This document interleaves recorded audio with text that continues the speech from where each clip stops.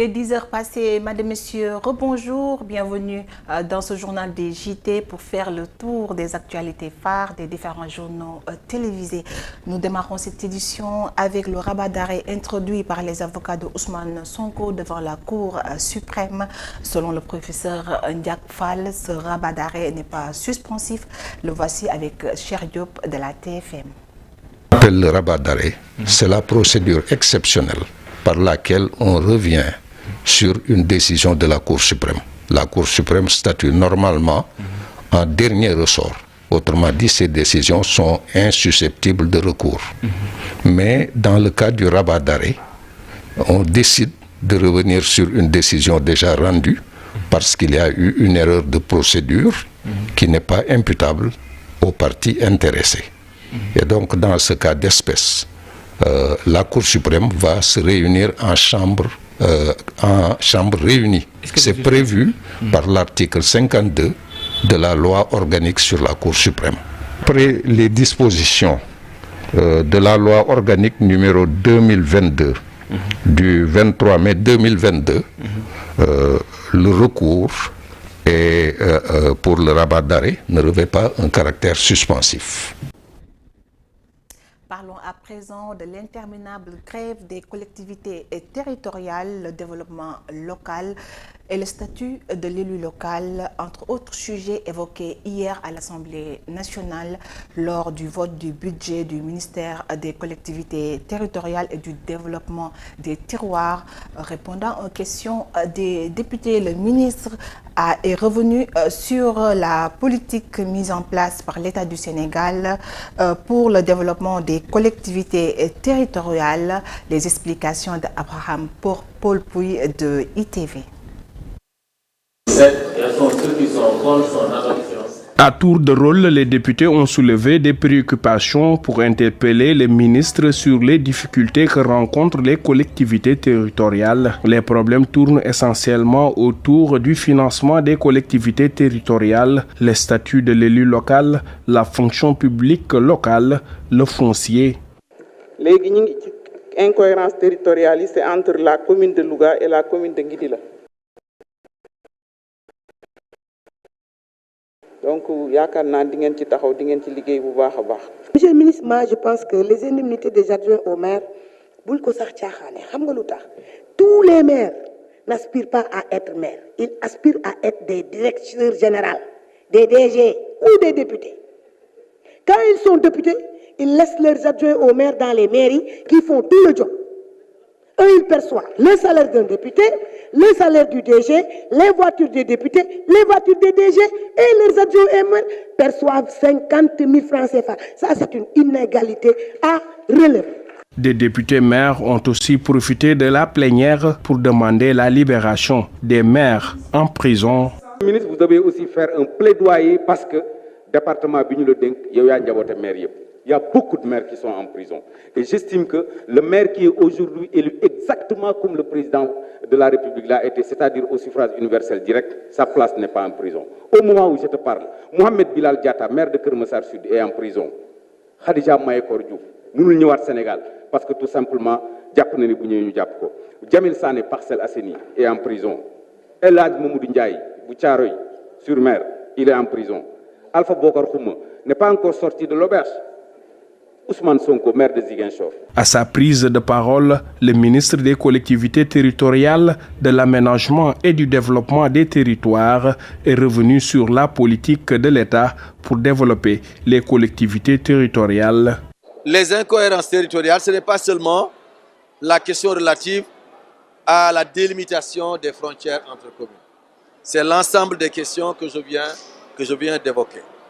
L'Agence nationale pour l'aménagement des territoires a fait un excellent diagnostic, un excellent travail de recensement de l'ensemble des incohérences sur le plan national et un document a été produit. Un projet de décret est en étude, en train d'être étudié. Maintenant, un tel projet de décret, le gouvernement, l'État a besoin de temps pour mieux l'étudier, pour mieux l'encadrer pour mieux faire les arbitrages. Le projet de budget du ministère des collectivités territoriales, de l'aménagement et du développement des territoires est arrêté à plus de 139 milliards de francs CFA pour l'année 2024.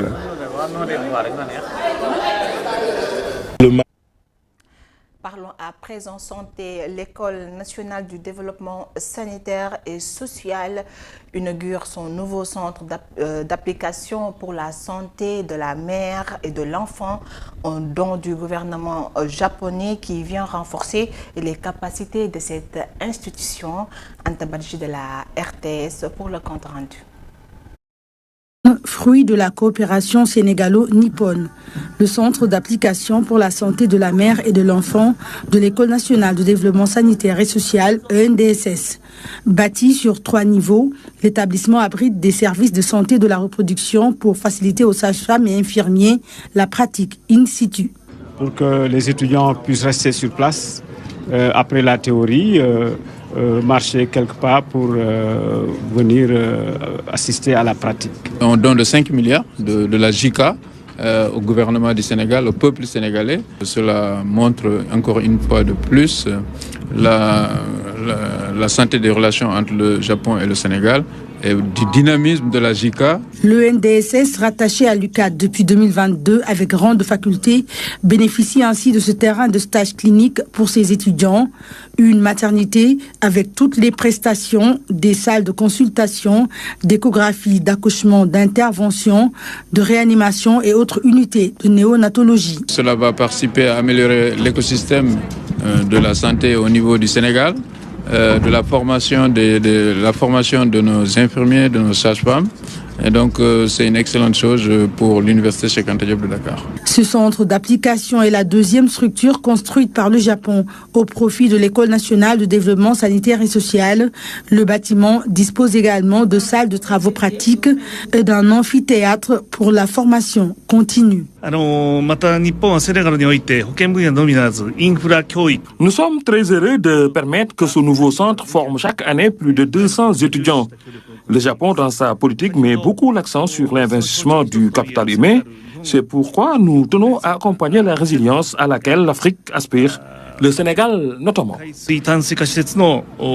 Innovation majeure dans la formation du personnel paramédical, le Centre d'application pour la santé de la mère et de l'enfant vient aussi renforcer l'offre de soins en santé maternelle et infantile. Ça va servir à la population et le NDSS viendra en renfort pour le système de santé, pour servir d'accouchement au niveau de la région de Dakar et même, si vous voulez, au niveau des autres régions.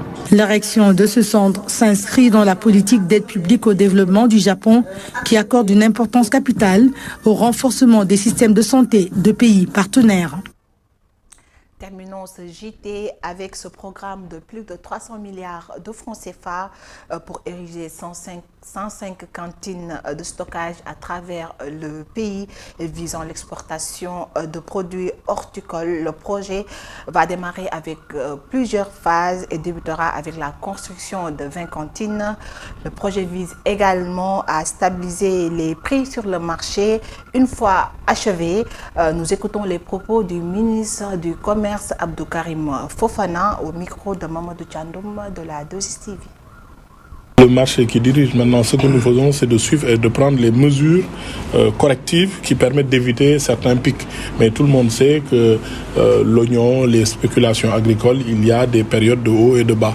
Donc ce que je répète souvent, c'est que chez nous, l'hivernage est le premier facteur d'inflation. Parce que quand il pleut, quand on est en période d'hivernage, les spéculations horticoles, on n'en trouve pas au Sénégal. Donc on importe tant qu'on n'aura pas les magasins de stockage sur lesquels nous commençons à travailler. Je rappelle que l'État du Sénégal a d'abord une première phase, une phase pilote de plus de 20 centres de stockage, pas magasins de stockage, des centres de stockage, qui vont nous permettre petit à petit de pallier à ces périodes d'importation parce que nous avons quand même une production très importante. Cette année, on parle de 435 000 tonnes. C'est déjà important. L'étude qui a été faite par l'ORSRE et l'ARM montre que le Sénégal a besoin d'environ 105 centres de stockage éparpillés dans tout le Sénégal. C'est un grand programme de plus de 300 milliards. Maintenant, il faut le faire par phase. La première phase, c'est une phase pilote qui devrait tourner autour de 55 à 60 milliards et qui permet de mettre en place les 20 premiers centres de stockage qui prennent en... Mesdames et messieurs, c'était tout pour ce JT. Merci pour votre fidélité. À 12h, vous aurez Guedado et son équipe pour votre bloc d'information Midi Keng. Retrouvez-moi tout à l'heure dans cette émission. À plus.